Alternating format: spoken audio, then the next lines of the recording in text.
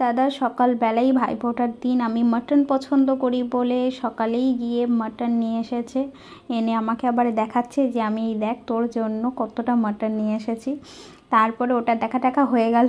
এবার বৌদি এগুলো রান্না করবে আর আমি বাইরে এসেছি। আমাদের বাইরে এটা ঘর বাড়ানো হয়েছে, সামনে ঘর ছিল তো আর উপরে আর করিনি, একেবারে সামনেই জায়গা ছিল তো সেখানেই ঘর বাড়ানো হয়েছে।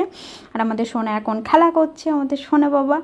আর এখানে এখন এই ঘরগুলো রং করা হচ্ছে, অনেক দিন ধরে এই কাজটা হচ্ছে কারণ সামনে একটা অনুষ্ঠান রয়েছে ওই কারণের জন্য।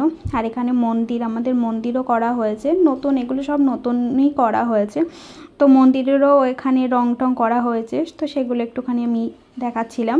আর এখানে বৌদি বাইরে, এখানে আমাদের বাইরে উনান রয়েছে সেখানে এই মাটন রান্না করবে। বৌদি গ্যাসে বলে আমি গ্যাসেও ভালো পারি না, ওই কারণে আমি বাইরেই করব। আর এসব বলে বাইরের মানে উনানে রান্না করার একটা আলাদাই একটা স্বাদ আসে তরকারিতে, আমি জানি না, আমি রান্না করতে পারি কিন্তু আমি উনানটা ধরাতে পারি না, এই হলো বড় ব্যাপার।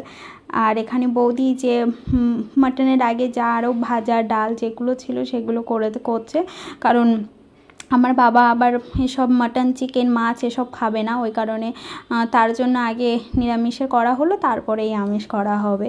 তো আর আমাদের কি হয়, আমরা 3 ভাই বোন, ছোটোবেলা থেকে আমাদের বাড়িতে যদি চিকেন মাটন রান্না হয় না তো আর অন্য তরকারি আমাদের আর লাগে না, সে যতই ভালো মন্দ হোক চিকেন মাটন পেলে আমাদের আর অন্য এক্সট্রা তরকারি আর করার কোনো দরকার নেই, এই একটা তরকারি দিয়ে আমাদের 3 ভাই বোনের খাওয়া হয়ে যায়।